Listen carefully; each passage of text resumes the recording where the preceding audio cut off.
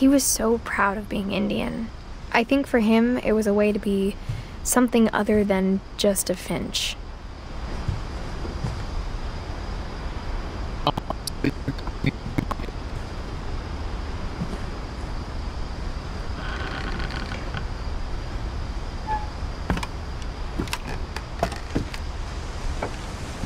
On the way back from Lewis's funeral, my mom told me to start packing.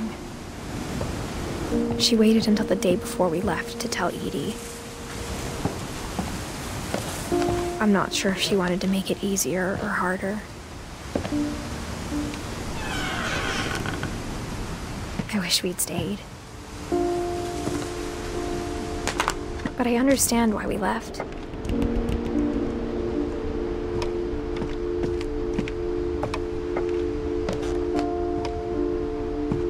What happened that night had been coming for a long time. Maybe it should have come sooner.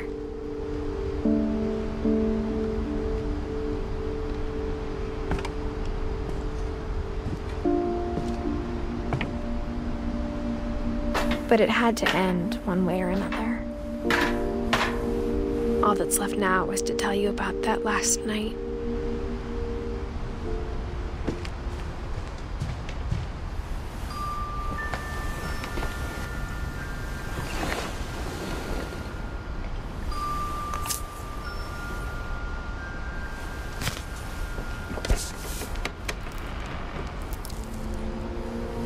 That whole last day, Edie just watched us pack and didn't say a word. Until supper, when she raised her glass and said, "To our final night together, and all our final nights apart." Grandma, you know what I said about alcohol. Some of your medications are very Edith, specific. I left a present for you in the hallway. Why don't you go open it? The grown-ups have to argue now. I'm sorry, you're right.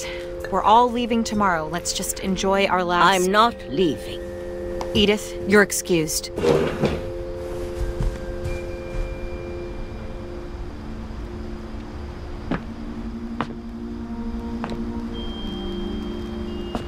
The power had been shut off that morning, but Edie always had plenty of candles. When my mom sealed the library, I don't think she knew about the other entrance, or that Edie had a key to it.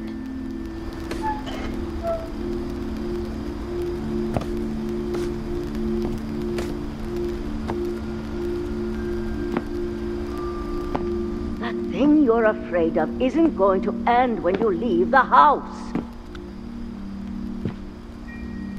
Edith has a right to know these stories. My children are dead because of your stories!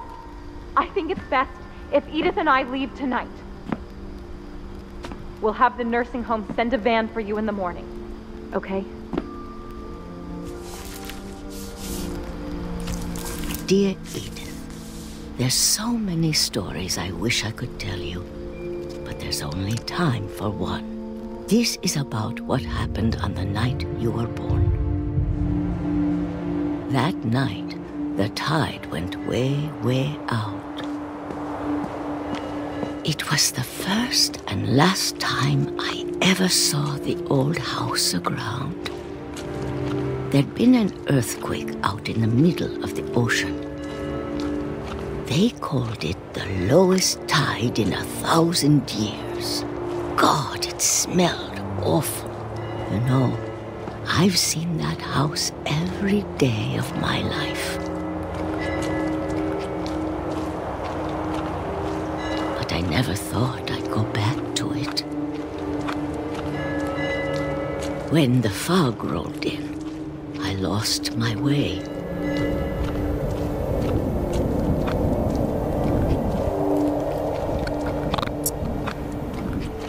I got turned around.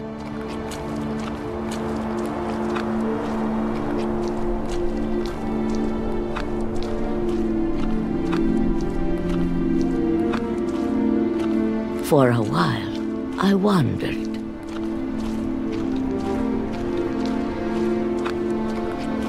I started seeing things.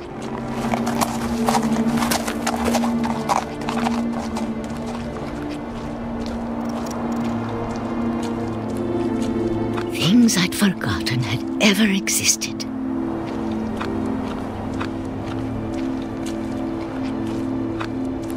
But when I saw them, they felt like old friends.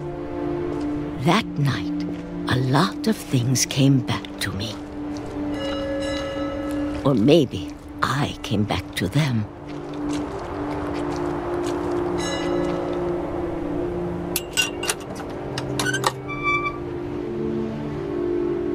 Things I can't explain, but that I need you to try and... Edith, what are you doing in here?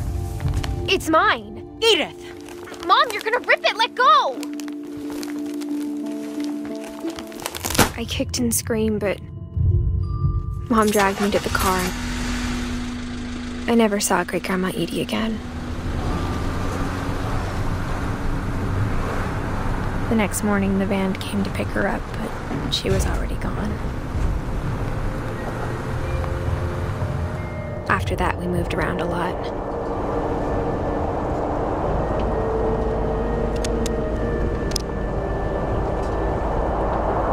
We both tried to make the best of it.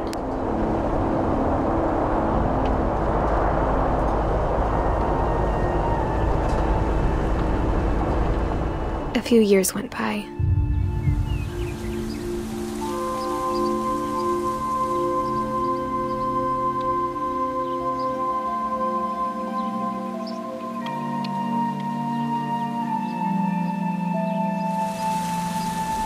My mom didn't like to talk about it,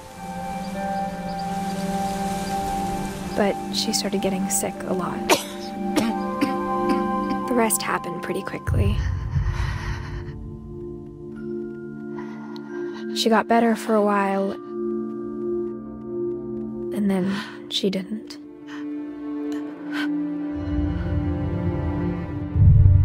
And then I was alone. The last Finch left alive.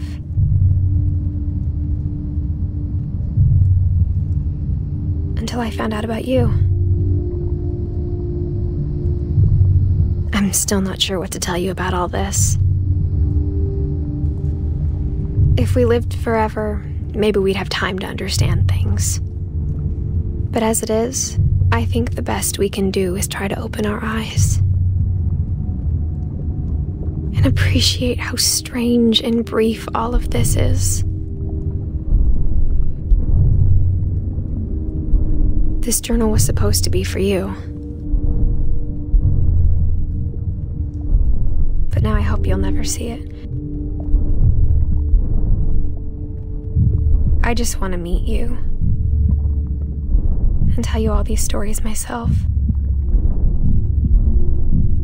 But I guess if you're reading this now, things didn't work out that way.